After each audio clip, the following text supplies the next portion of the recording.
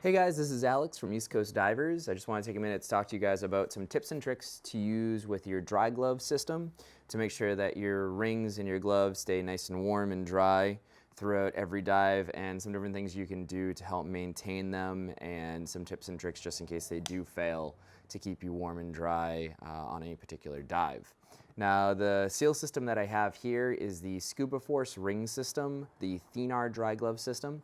This system has a few different benefits over some of the other dry glove systems out there. First and foremost, it's made out of metal, and that aluminum frame that they use is super strong, so you don't have to worry about them cracking like some of the other plastic frames that are out there, or warping, anything like that. Another nice advantage of these is they use an oval shape to the ring.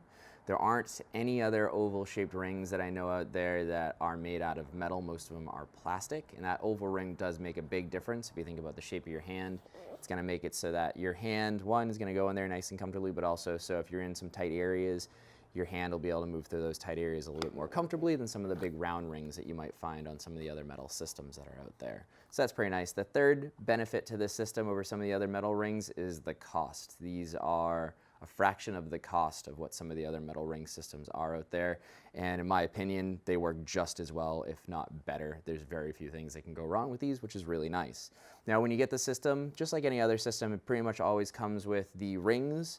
It's going to come with a set of O-rings with it as well, and some different mounting options that you can get. These can mount to just the seal that's attached to a suit. This seal could also be part of a changeable seal system, such as what DUI uses or what Santee uses, or really any of the SI Tech seal systems these can mount to that we've done successfully and have worked really well over the years. Now, you could also get a lot of these systems with a dry glove that comes with it. The glove's actually really nice, super robust, really, really heavy duty. And if you want something maybe a little bit more dexterous, with a little bit more dexterity to it, you can just get a thin pair of gloves. That'll hold up fairly well, though you'll need to change them a little bit more often than these. But you can just get these for $4 or $5 at like the Home Depot or a store like that, which is nice. Now, when you're going to use these gloves, always you're going to have some sort of thermal liner in there.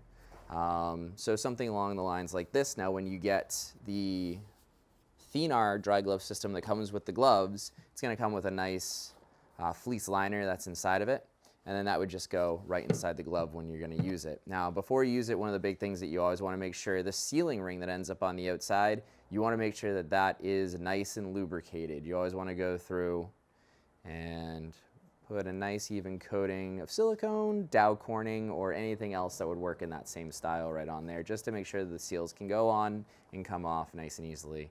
You don't want to have all your gear on and then not be able to get your gloves on, or potentially even worse, pop out of a dive and not be able to get your rings off. All right, so that glove is now ready to use and to mount. So the next thing I would actually do that's a little bit different than what some other people might do is when I put my hand into the suit to put it through the seal, I'm actually going to leave that fleece liner on there, and that has a few advantages when you put your hand through that suit. One, it makes it actually flow through the suit and through the seal a little bit more easily, but the other thing that you're going to find is that that liner is going to allow a little bit of air to move between the suit and the dry glove itself, past that seal. And then obviously you're going to want to have that air to be able to move through, so as you go deeper you can equalize the space inside the glove, you can stay a lot warmer. Now, some people will use a little tube or a piece of bungee. The advantage of using the fleece liner is kind of twofold. One, if you do get a leak, it's not going to pour in like if you have a little tube in there. What's going to end up happening is you'll just get some seeping, you'll feel it getting a little bit wet around your wrist, and as soon as you feel that, you can actually grab the suit, and since the seal's compromised at that point anyways, you can just push your hand through.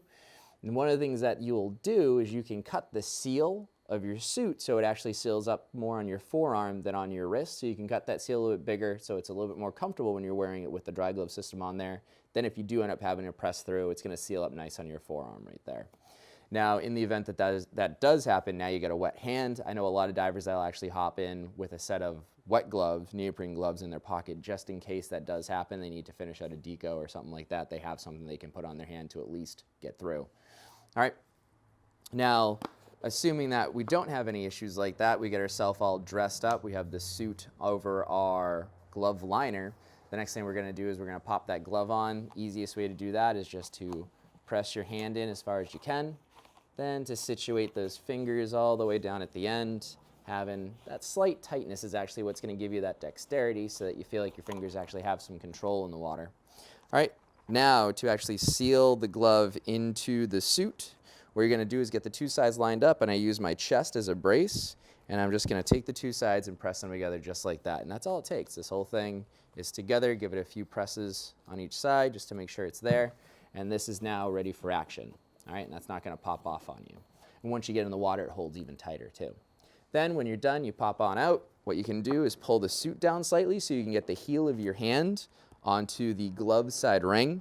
And you're just going to use the heel of your hand to pop that side off. All right, and there we go. The glove is now free, and I can pull that whole thing right off my hand. All right, so just a few little things to kind of help you keep these things working nice and well throughout the years. All right, if you do have any more questions, you're having any issue with dry gloves or dry glove systems, we'd be more than happy to help you guys out. You can feel free to reach me at alex@ecdivers.com. That's the letter E, the letter C, the word divers.com. Or you can give us a call at 617-277-2216. We're more than happy to help you guys out with anything that we can. And feel free to go through and check out some of our other gear fix-it videos that we have up there that might help you save a dive here and there. All right, thanks for coming. We'll talk to you guys soon.